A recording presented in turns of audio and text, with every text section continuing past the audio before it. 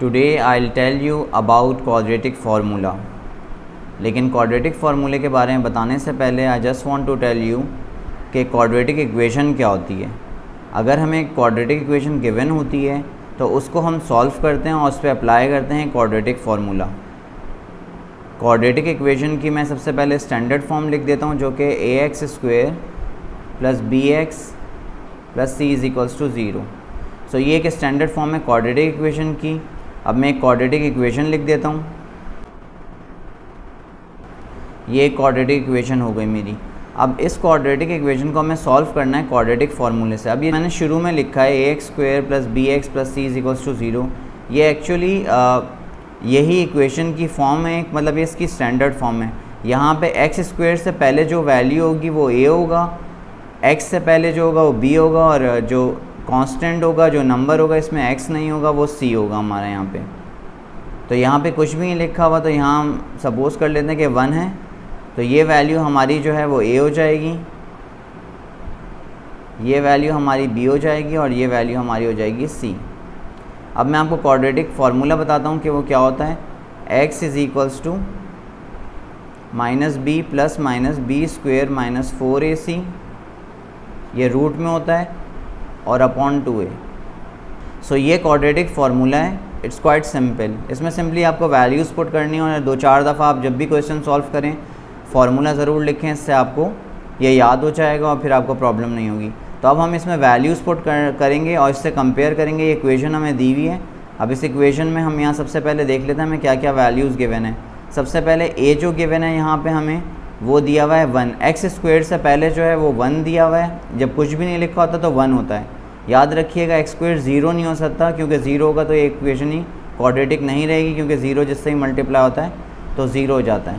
तो a की value यहाँ पे 1 है, b की वैल्यू जो है वो 3 है। यहाँ पे ये देख सकते हैं आप, यहाँ x से पहले 3 दिया हुआ है, और उसके बाद जो कांस्टेंट टर्म होती है वो c होती है, यानी कि जिसके साथ कोई x नहीं होता। तो ये हमारी यहाँ कांस्टेंट टर्म दी हुई है -4। अब ये इंपॉर्टेंट है इसमें कि साइन इसका ज़रूर लिखना है। अगर आपने साइन नहीं लिखा तो आपका पूरा क्वेश्चन जो है वो गलत हो जाएगा। बहुत से स्टूडेंट्स क्या करते हैं, सिर्फ -4 की जगह 4 लिख देते हैं।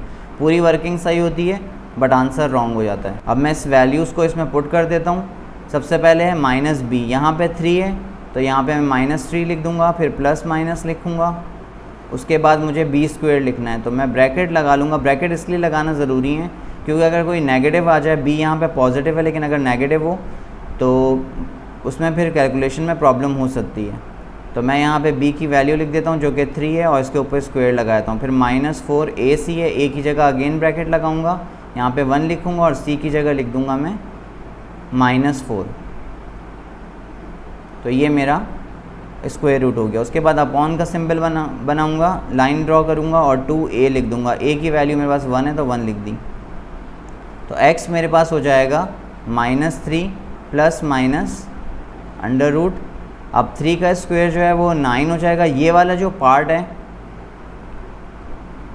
ये वाला, ये मैं हाईलाइट कर देता हूँ। ये जो पार्ट है, ये पार्ट जो है आप कैलकुलेटर में डायरेक्ट भी कर सकते हैं। इसमें ज़रूरी नहीं है कि आप इसकी कैलकुलेशन को शो करें, लेकिन मैं आपको कैलकुलेशन अभी शो करके दिखा देता हूँ।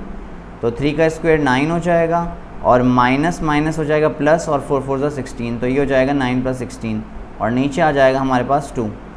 तो x हमारा हो जाएगा -3 ± √25/2।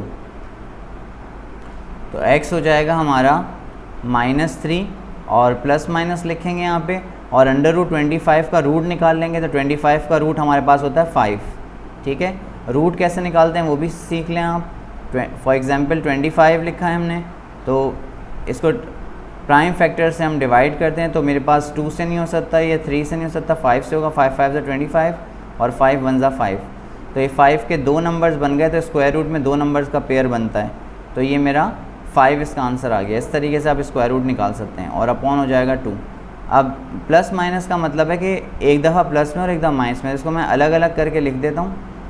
तो -3 + 5/2 हो जाएगा ये, और x हो जाएगा -3 - 5/2। तो एक x की वैल्यू हमारे पास आ गई 5 - 3 2, 2/2 आ जाएगी, और एक वैल्यू आ जाएगी -8/2। तो x की वैल्यू हमारी हो जाएगी 1, और x की वैल्यू यहाँ हो जाएगी, इसको कैंसिल कर देते हैं, 2 1 ज़ा 2 और 2 4 ज़ा 8, तो हमारी x की वैल्यू आ गई -4। सो इस तरीके से ये हमें दो आंसर्स x के मिल गए। ये इसके रूट्स हैं, इसको हम कहते हैं रूट्स ऑफ द इक्वेशन या सोल्यूशन ऑफ द इक्वेशन कहते हैं। x की दो वैल्यूज़ मिल गई, क्योंकि एक क्वाड्रेटिक इक्वेशन है तो इसमें x की हमेशा दो वैल्यूज़ आती हैं।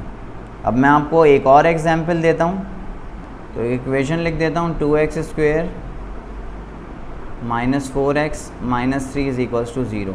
अब इस इक्वेशन को मुझे सॉल्व करना है, तो इसको सॉल्व करने के लिए सबसे पहले मुझे ये पता होना चाहिए कि इसमें a क्या है, b क्या है और c क्या है। तो यहाँ अगर मैं देखूँ तो a मेरे पास यहाँ पे 2 है, ये x² का जो कोफिशिएंट होता है वो मेरे पास a होता है, b जो होता है वो x का कोफिशिएंट होता है, x का कोफिशिएंट ये है मेरे पास -4 हो जाएगा, और c जो है वो कांस्टेंट वैल्यू होती है, ये मेरे पास कांस्टेंट वैल्यू है -3। तो सबसे पहले मेरे पास a, b और c की वैल्यूज़ आ गई। ये वैल्यूज़ लिखना ज़रूरी नहीं है, लेकिन शुरू में जब आप क्वेश्चन सॉल्व कर रहे हो तो ज़रूर लिखें ताकि आपसे मिस्टेक ना हो। अब हम क्वाड्रेटिक फार्मूला लगा देते हैं, तो x = -b ± b² - 4ac, root में ले लिया इसको और अपॉन 2a कर दिया। अब मैं इसमें सिंपली वैल्यूज़ पुट करना शुरू करूँगा। अब ये एक इम्पॉर्टेंट चीज़ जो कि कॉमन मिस्टेक स्टूडेंट करते हैं कि यहाँ पे वो b की वैल्यू जो है -4 ही लिख देते हैं। आप याद रखें कि यहाँ पे -b लिखा हुआ है, तो ये पहले से -4 है तो इसलिए +4 हो जाएगा, तो b की वैल्यू यहाँ 4 लिखेंगे। फिर प्लस माइनस b² है तो इसके लिए हमें ब्रैकेट लगाना पड़ेगा ताकि नेगेटिव वैल्यू लिख सकें। अगर आप बगैर ब्रैकेट के लिखेंगे तो आपका आंसर कैलकुलेटर में रॉन्ग आ जाएगा। फिर -4ac है तो हमने 4 लिखा, a की जगह 2 लिखा और c की जगह -3 लिख दिया यहाँ पे, और नीचे अपॉन में 2a लिख देंगे जो कि है 2 वैल्यू लिख दी इसमें। अब x हमारा आ गया 4 प्लस माइनस और अंडर रूट में ये वैल्यूज़ और अपॉन 4। अब इसको मैं कैलकुलेटर में सॉल्व करता हूँ, कैलकुलेटर में सॉल्व करके आपको बताता हूँ कि किस तरीके से कैलकुलेटर में वैल्यूज़ इनपुट करनी है। सबसे पहले जो है जो स्क्वायर रूट की वैल्यूज़ हैं ये मैं कैलकुलेटर में पुट करूँगा और ये आपको पुट करनी है विदाउट रूट सिंबल।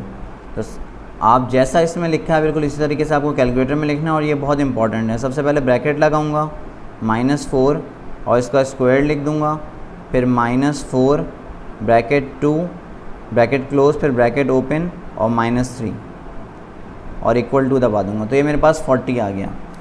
तो मेरा आंसर 40 आ गया, तो मैं 40 लिख देता हूँ। अब एक बात बहुत इंपॉर्टेंट है जो कि आपको याद रखनी है, कैलकुलेटर में जो वैल्यूज़ हैं यही आपको यूज़ करनी है। ये जो वैल्यूज़ जैसे लिखी हैं ऐसे ही आपको ये यूज़ करनी है, ऐसे ही बिल्कुल ये वैल्यूज़ यूज़ करनी है, वरना आपका आंसर रॉन्ग आएगा। जहाँ पे ब्रैकेट मैंने बताया आपको वहाँ ब्रैकेट लगाना ज़रूरी है। ब्रैकेट के बगैर अगर -4² लिखेंगे तो वो गलत हो जाएगा, तो ये बहुत ध्यान रखना है आपको। उसके बाद x = हो जाएगा 4 प्लस माइनस और 40 का रूट निकाल लेते हैं। जब आप कैलकुलेटर में 40 का रूट निकालेंगे तो ये आपके पास आएगा 6.3245। तो आपको बहुत सारे डिजिट्स होंगे, आपको 5 डिजिट्स लेने हैं या 4 डिजिट्स लेने हैं, यानी कि 5 सिग्निफिकेंट फिगर्स लेने या 4 सिग्निफिकेंट फिगर लेने, और अपॉन कर देंगे हम 4। अब अगेन वही प्रोसीजर करेंगे, एक दफ़ा इसे प्लस में लिख देते हैं और एक दफ़ा माइनस में। अब इससे कैलकुलेटर में वैल्यूज़ को डालना, और ये मैं दोबारा आपको कैलकुलेटर से ही बताऊंगा कि वैल्यू आपको कैसे पुट करनी है। ये बहुत इंपॉर्टेंट है क्योंकि इस अगर हम ये क्वाड्रेटिक इक्वेशन और क्वाड्रेटिक फार्मूले की बात करें तो इसमें सबसे इम्पॉर्टेंट जो चीज़ है वो ये है कि वैल्यूज़ को कैलकुलेटर में कैसे डालना है। तो ये सबसे इम्पॉर्टेंट है क्योंकि फार्मूला दिया हुआ है, वैल्यूज़ दी हुई हैं, आपको बस सिर्फ प्लग इन करनी है। लेकिन प्लग इन करके जो सबसे बड़ी प्रॉब्लम आती है वो उसके वैल्यूज़ पुट करने में होती है। तो मैं ये आपको डाल के दिखाता हूँ कि आपको कैलकुलेटर में कैसे डालनी है। तो कैलकुलेटर में आपके पास फ्रैक्शन का बटन होता है, तो सबसे पहले आपको फ्रैक्शन का बटन दबाना है। उसके बाद इसमें आप टाइप करेंगे 4 + 6.3245। उसके बाद अब नीचे आने के लिए आपके कैलकुलेटर में आपने देखेंगे कि एरोज़ दिए हुए हैं, डाउन एरोज़ दिए हुए हैं, उसको आप क्लिक करेंगे, 4 डाल देंगे इसके अंदर और = प्रेस कर देंगे तो आपके पास आ जाएगा 2.581 2.5811। ये मैंने 5 डिजिट्स ले लिए। इसी तरीके से जब आप दूसरे वाले पार्ट को सॉल्व करेंगे तो अब इम्पॉर्टेंट ये है कि आपको दोबारा से करने की ज़रूरत नहीं है। आपको कैलकुलेटर्स में एरोज़ दिए हुए हैं, उस एरो की हेल्प से आप ऊपर जाएं और बैक एरो करें और जहाँ पे प्लस है वहाँ पे डिलीट दबा के बस माइनस लिखना है। तो इस तरीके से आपका दूसरा आंसर भी आ जाएगा। आपको दोबारा पूरा टाइप करने की ज़रूरत नहीं है। बहुत ज़बरदस्त ट्रिक है जो कि आपको इस्तेमाल करनी है ताकि आपका टाइम सेव हो।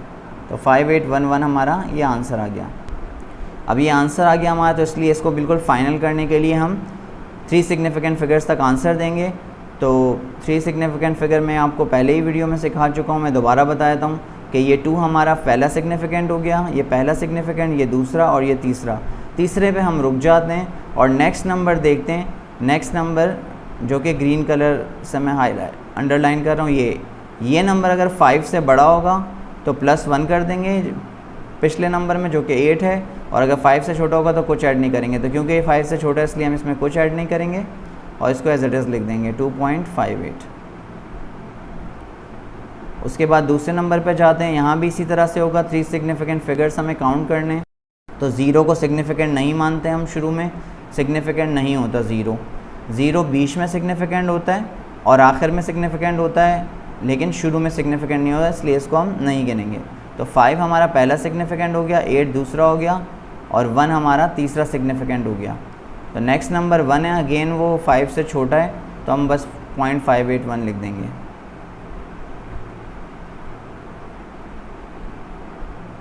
और ये माइनस लगाना बहुत ज़रूरी है, इसलिए माइनस भी लगाएंगे। अक्सर जो स्टूडेंट मिस्टेक करते हैं इन क्वेश्चंस में, वो एक तो साइन की करते हैं, जो कि शुरू में मैंने आपको बताई कि अगर A B C की वैल्यूज़ दी हुई हैं तो उसको प्रॉपर्ली इंसर्ट करें, माइनस है तो माइनस लगाएं।